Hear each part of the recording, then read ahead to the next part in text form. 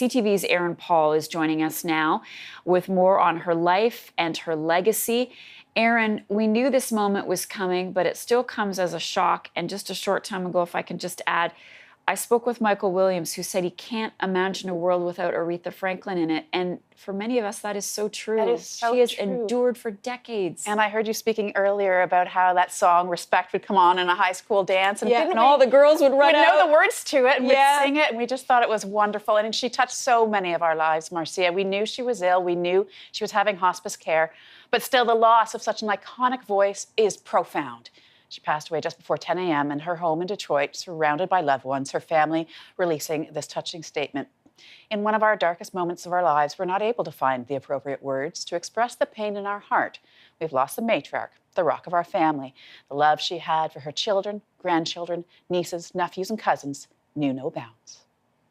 You make me feel like a natural woman. She recorded her first album at just 14 years of age, a professional singer by late teens, a superstar in her 20s, her range, her style, unparalleled. Between that thunderous power, that gentle finesse, and of course, she was known for this. What you want, baby, I got it. What you need, you know I got it. All I'm asking you is for what will you get on it, baby? What will you get on it?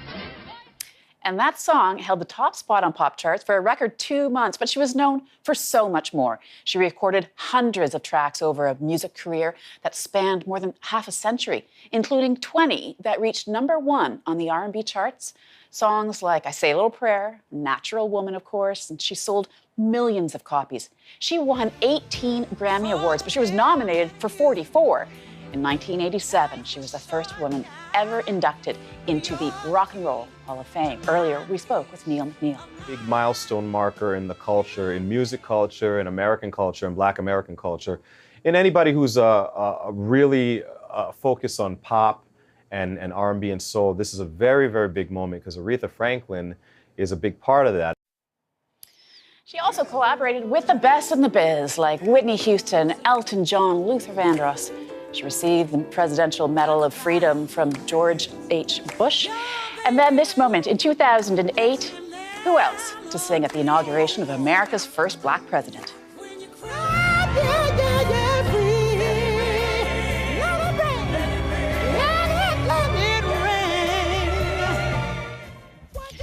The daughter of a fierce and fiery pastor, they often performed together. She kept close to those gospel roots for her entire career. Canadian singer Julie Black talked earlier about the influence on her. Music is therapy. It's a language that we all speak, no matter what race, gender, sexual orientation, religion. Aretha taught us that, and the world is singing her songs right now, and I pray that we continue to sing them. Now, funeral arrangements, they say, will be announced in the coming days, but everybody today, I think, has got a little bit of respect in their hearts. I can't wait to get in my car and crank some Aretha Franklin. Many of us feel that way. We're already doing it in the newsroom.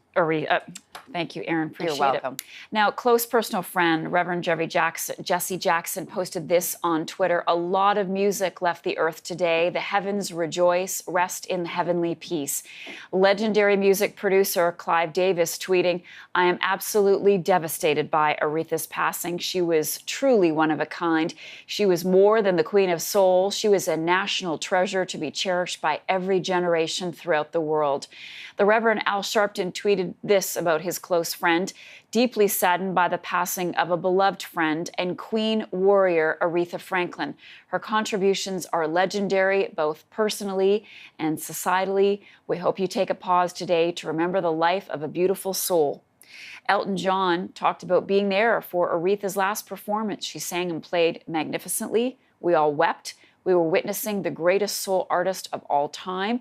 I adored her and worshipped her talent. God bless her. My condolences to her family and friends. The whole world will miss her, but we will always rejoice in her remarkable legacy. The Queen is dead. Long live the Queen. Former Beatle Sir Paul McCartney paying tribute on Twitter as well, saying, let's all take a moment to give thanks for the beautiful life of Aretha Franklin, the queen of our souls, who inspired us all for many, many years. She will be missed, but the memory of her greatness as a musician and a fine human being will live with us forever.